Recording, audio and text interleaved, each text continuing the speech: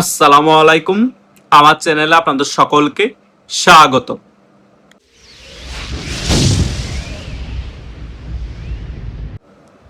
বর্তমান স্বরাষ্ট্রমন্ত্রী সালাউদ্দিন আহমেদের গত একদিন আগের একটি বক্তব্যকে ঘিরে সারা বাংলাদেশ জুড়ে তোলপাড় সৃষ্টি হয়েছে।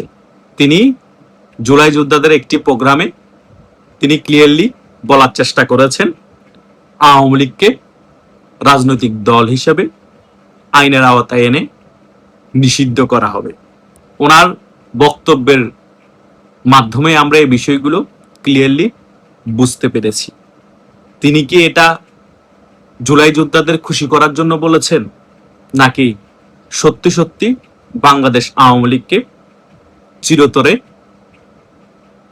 আদালতে রাজনৈতিক দল হিসেবে বিচারের মাধ্যমে নিষিদ্ধ করবে? যদি তিনি সেটাই চিন্তা করে বলে থাকেন, তাহলে তিনি এখনো বোকার স্বর্গে বসবাস করছেন।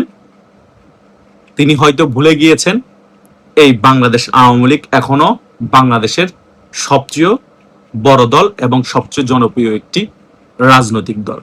এই বাংলাদেশ আওয়ামী লীগকে সালাউদ্দিন থেকেও অনেক বড় বড় মাপের নেতারাও মুখেও বলেছিল এবং নিষিদ্ধ করেছিল।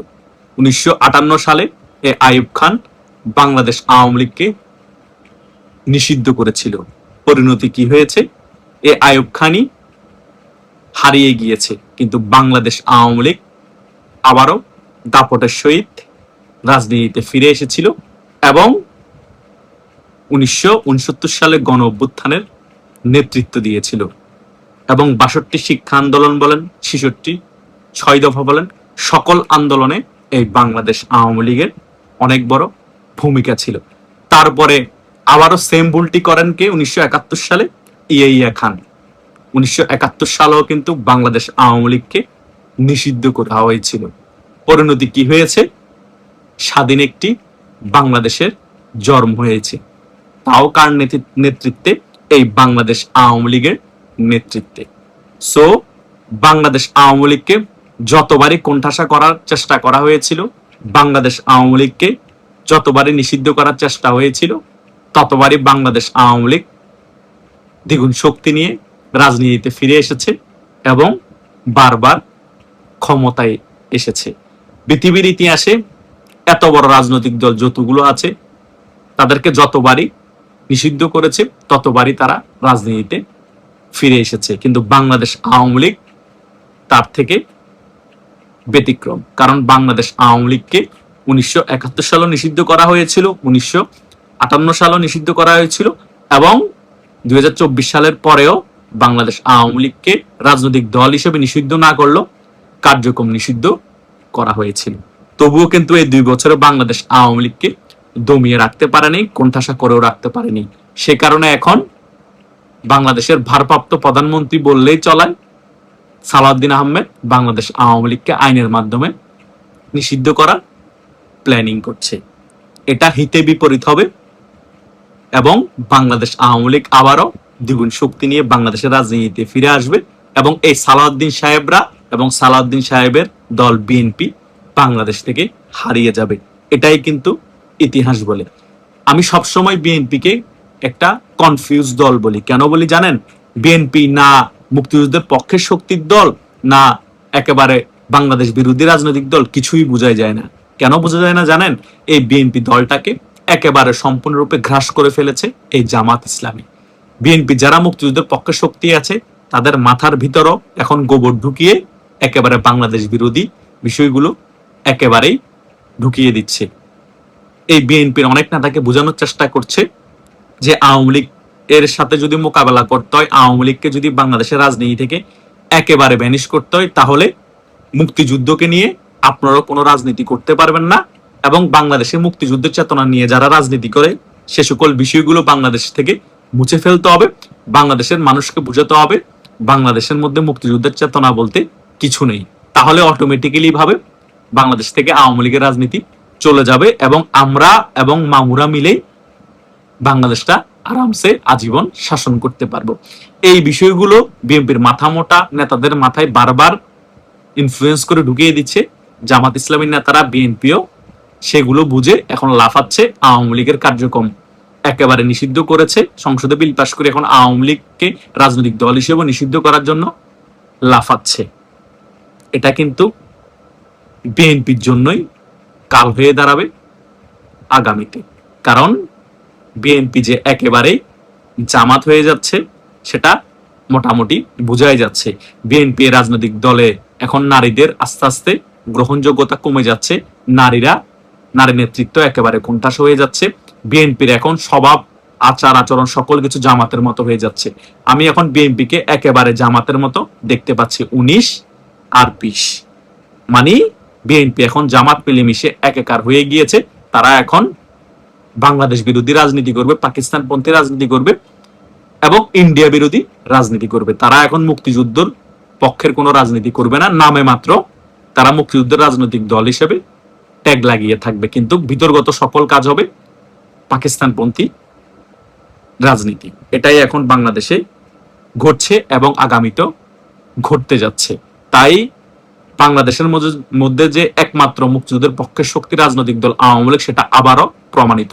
সেই কারণেই তো আওয়ামী লীগ মুক্তিযুদ্ধের চেতনা বিক্রি করত এবং মুক্তিযুদ্ধের সপক্ষের একমাত্র রাজনৈতিক দল দাবি করত। কারণ বাংলাদেশ আওয়ামী লীগ জানতো বিএনপির প্রতিষ্ঠাতা একজন মুক্তিযোদ্ধা হলো জিয়াউর রহমান, হলো বিএনপির মধ্যে সকল হাইব্রিড ঢুকে গিয়েছে, সকল পাকিস্তান পন্থীরা ঢুকে গিয়েছে। হাতে গোনা যে সকল মুক্তিযোদ্ধা আছে সেগুলো একসময় আওয়ামী লীগ করতো, আওয়ামী লীগ থেকে ছুটে গিয়ে বিএনপির সাথে যুক্ত হয়েছে। তারাও কিছু সময় পর কোণঠাসা হয়ে যাবে এবং তারাও হয়তোবা বয়সের কারণে মারা যাবে। বিএনপি এক সময় জামাতের সাথে মিলেমিশে একাকার হয়ে পাকিস্তানপন্থী রাজনৈতিক দল হয়ে যাবে, বাংলাদেশ বিরোধী রাজনৈতিক দল হয়ে যাবে। সে কারণে এককভাবে মুক্তিযুদ্ধকে এবং মুক্তিযুদ্ধ চেতনাকে আওয়ামী লীগের সম্পদ ভাবা শুরু করে দিয়েছিল। কিন্তু বর্তমানে আওয়ামী লীগ যেটাই করেছিল আগে, সেটা এখন বর্তমানে সকল কিছু জনগণের কাছে পরিষ্কার হয়ে গিয়েছে। আর একটা কথা আমি সবসময় বলি যে নিষিদ্ধ জিনিসের প্রতি মানুষের একটু আকৃষ্ট বেশি থাকে, সেটাই কিন্তু আগামীতে হবে। অলরেডি আওয়ামী লীগের কার্যক্রম নিষিদ্ধ রাখার কারণে আওয়ামী লীগের জনপ্রিয়তা দিন দিন অনেক বেশি বেড়ে গিয়েছে। আগে যদি 40% থাকে এখন 50%-এর বেশি হয়ে গিয়েছে। যদি আওয়ামী লীগের রাজনৈতিক দল হিসেবে একেবারে নিষিদ্ধ করে দেওয়া হয় তাহলে বাংলাদেশের 60 থেকে 70% মানুষ দেখবেন আওয়ামী লীগ করবে এবং মুক্তিযুদ্ধের পক্ষের শক্তি একমাত্র দল হিসেবে আওয়ামী লীগকে ভালোবাসবে এবং আওয়ামী লীগকে পাল্টা অভ্যুত্থানের মাধ্যমে বাংলাদেশের রাজনীতি ফিরে আনার জন্য এবং ক্ষমতা আনার জন্য যা কিছু করা প্রয়োজন বাংলাদেশের জনগণ এবং আওয়ামী লীগের নেতা কর্মীরা মিলেই করবে। অনেকেই আমি বলতে শুনি যে পালিয়ে যাওয়া কোনো রাজনৈতিক দল কখনো ক্ষমতায় আসতে পারে না। তারা ভুলে গিয়েছে ফিলিপাইনের মার্কো কিন্তু পালিয়ে গিয়েছিল, পরবর্তীতে কিন্তু তার ছেলে এখন ফিলিপাইনের প্রধানমন্ত্রী। পৃথিবীর ইতিহাসে এরকম অহরহ অনেক ঘটনা আছে। আর্জেন্টিনার মধ্যে 1955 সালেও কিন্তু একজন প্রেসিডেন্টের পতন হয়েছিল। পতন হওয়ার পর তার রাজনৈতিক দলকে নিষিদ্ধ করা হয়েছিল, পরবর্তীতে 17 বছর পরে কিন্তু তারা আবারও ক্ষমতায় এসেছিল। এটাই হচ্ছে বাস্তবতা। আমরা ইতিহাস না জেনে শুধু বকাতে পেরে এবং গালবাজি করতে পারি বিভিন্ন টকশোতে গিয়ে এবং বিভিন্ন জায়গায় বক্তব্য দিতে গিয়ে। আমরা এখন অনেক প্রভাবশালী হয়ে গিয়েছি সালাউদ্দিন সাহেবের মতো, আমরা এখন অনেক শক্তিশালী। আমি বাংলাদেশের স্বরাষ্ট্রমন্ত্রী, আমার উপর শক্তিশালী একমাত্র শুধু এখন তারেক জিয়া আছে বাংলাদেশে। আমি চাইলে আওয়ামী লীগকে নিষিদ্ধ করে দিতে পারি, আমি চাইলে এখন আওয়ামী লীগকে আইনের আওতায় আনতে পারি, রাজনৈতিক দল হিসেবে একেবারে চিরতরে নিষিদ্ধ করে রাখতে পারে। কিন্তু তারা বলে গিয়েছে কিছুদিন আগেও তারা মজলুম ছিল, তারা শিলংয়ে কেউ পালিয়েছিল, কেউ লন্ডনে পালিয়েছিল, সকল কিছু তারা ভুলে গিয়েছে। আবার সে শিলংয়ে গুপ্ত থেকে সে বলে সে মজলুম, সে অনেক ত্যাগ স্বীকার করেছে। ভাই রে ভাই, সে ভারতে পালিয়েছিল, আবার সে ভারতে পালিয়ে থেকে আবার বক্তব্য দিচ্ছে শহীদ অসীম আমার সাথে শিলংয়ে দেখা করতেও গিয়েছিল।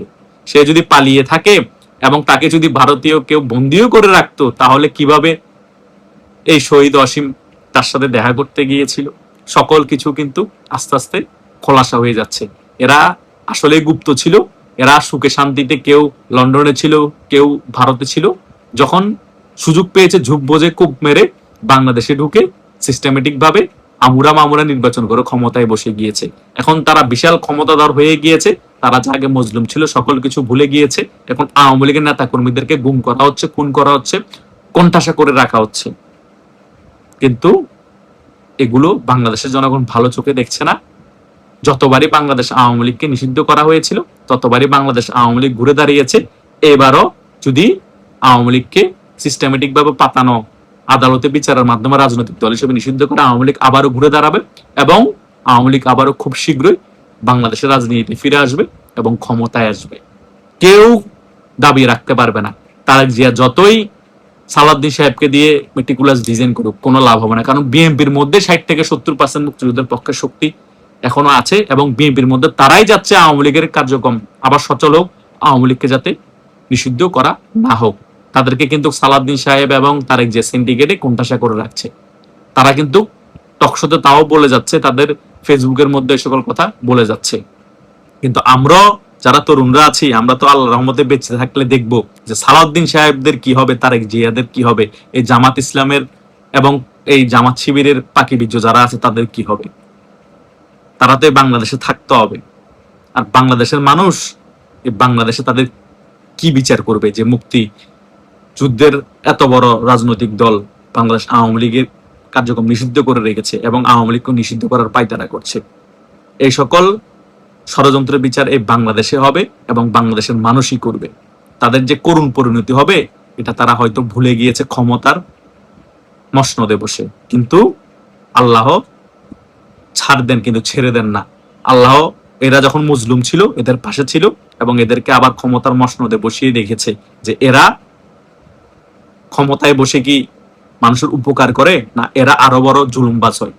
এখন দেখতে পাচ্ছে আল্লাহ নিজেই যে এরা আরো বড় জুলুমবাজ, তাই এদের পতন আল্লাহ খুব তাড়াতাড়ি ঘটিয়ে দিবে এবং এদের পরিণতি আওয়ামী লীগ থেকে ভয়াবহ হবে এবং আওয়ামী লীগকে আল্লাহ আরো একবার সুযোগ দিবে এবং আওয়ামী লীগ আবারও বাংলাদেশের রাজনীতি ফিরে আসবে এবং ক্ষমতায় বসবে। এটাই কিন্তু ইতিহাস বলে। পৃথিবীর ইতিহাস ঘাঁটলে এবং বাংলাদেশের ইতিহাস ঘাঁটলে আপনারা ক্লিয়ারলি বুঝতে পারবেন যে আওয়ামী লীগ যে বাংলাদেশ থেকে ব্যানিশ হবে না এবং আওয়ামী লীগ যে আরো 10 গুণ শক্তি নিয়ে বাংলাদেশে ফিরে আসবে এবং ক্ষমতায় আসবে। কারণ 8 থেকে 10 কোটি মানুষকে আপনি কি মেরে ফেলতে পারবেন? 8 থেকে 10 কোটি মানুষের অনুভূতিটাকে কি আপনি ধ্বংস করে দিতে পারবেন? বাংলাদেশ আওয়ামী লীগের সাধারণ সম্পাদক সৈয়দ আশরাফ বলেছিল না যে বাংলাদেশ আওয়ামী লীগ একটি অনুভূতির নাম। এই অনুভূতিকে আপনি নিষিদ্ধ করে কোনোভাবে ধ্বংস করতে পারবেন না, বরং আওয়ামী লীগকে রাজনৈতিক দল হিসেবে নিষিদ্ধ করলে আওয়ামী লীগ আরো শক্তিশালী হবে, জনগণের মনিকোঠায় জায়গা পাবে এবং আপনারা যে এই 2 বছরে বাংলাদেশ ধ্বংস করেছে ষড়যন্ত্র করে, জনগণ এই সকল বিষয় নিয়ে আরো রাগান্বিত হয়ে ফুলে ফেপে আওয়ামী লীগের পক্ষে দাঁড়াবে। কারণ বাংলাদেশের মানুষ মজলুমের পাশে কিভাবে দাঁড়াতে হয় সেটা 5 আগস্ট দেখিয়ে দিয়েছে। ষড়যন্ত্রমূলক ভাবে নামান আর যেভাবে নামান অন্তত মজলুম মনে করেই তো নেমেছিল আপনাদের পাশে। সেম এখন আওয়ামী লীগকে আপনারা মজলুম করে দিয়েছেন এবং আগামীতে আরো দেওয়ার প্ল্যানিং করছেন। বাংলাদেশের জন্য আওয়ামী লীগের পাশে এখন আছে এবং আরো মজলুম করার চেষ্টা করলে যদি একেবারে রাজনৈতিক দল হিসেবে নিষিদ্ধ করে দেন, আরো বেশি কোণঠাসা করেন, গুম হত্যা ভাবে চালিয়ে রাখেন, জেল জুলুমে ঢুকান, বাংলাদেশ আওয়ামী লীগের নেতা কর্মীদেরকে জেলে ঢুকিয়ে আরো বিভিন্ন ধরনের আপনাদের নির্যাতন করেন, তাহলে বাংলাদেশের জনগণ আরো বেশি সিম্পেথি দেখাবে আওয়ামী লীগের প্রতি। আর আওয়ামী লীগের নেতা কর্মীরা জনগণকে নিয়েই বাংলাদেশের রাজনীতিতে আবারও দাপট দেখিয়ে ফিরে আসবে এবং ক্ষমতায়ও আসবে। লিখে রাখেন এই বিষয়গুলো। আমি আজকে এই ভিডিওটিতে একেবারে ক্লিয়ারলি বলতে চাই, আপনারা যারা প্রথম থেকে আমার শেষ পর্যন্ত এই ভিডিওটি দেখেছেন তারা লিখে রাখতে পারেন আজকের তারিখটা।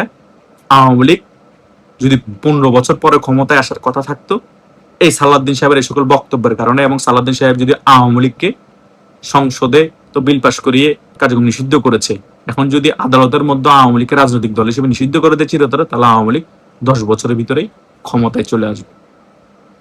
ধন্যবাদ সকলকে।